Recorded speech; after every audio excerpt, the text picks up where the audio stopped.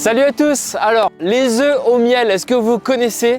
Ça va être la recette d'aujourd'hui dans un cadre absolument magnifique. C'est ma première vidéo pour ce road trip dans les Pyrénées. On est dans l'Ariège et derrière moi, le magnifique lac de Soulsem.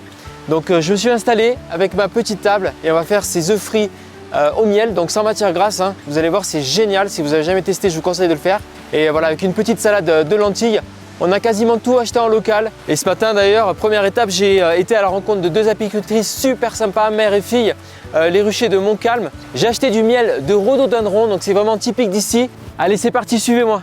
Allez, première étape, on va émincer des oignons, des carottes, petits cubes. Voilà, j'utiliserai aussi la partie verte tout à l'heure. Nickel.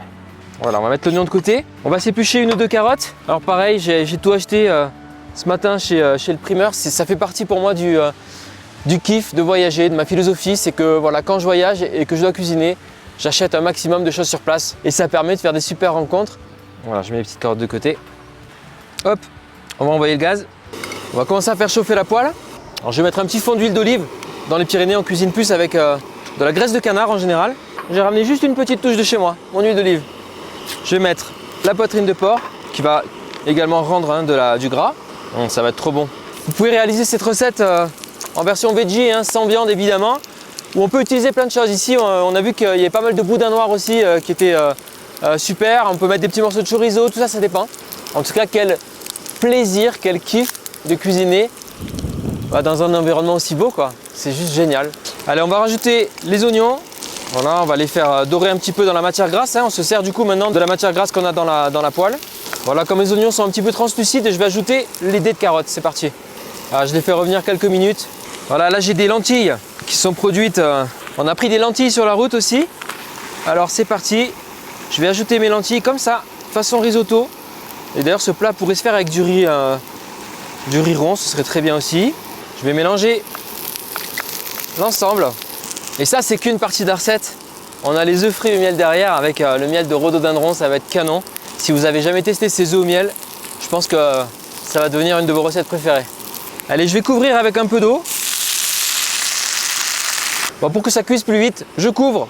Et c'est parti, on va laisser mijoter tout ça pour que les lentilles se gorgent d'eau et soient super tendres. Trop bien, je mélange bien, les carottes commencent à être un petit peu translucides là, c'est que ça cuit bien.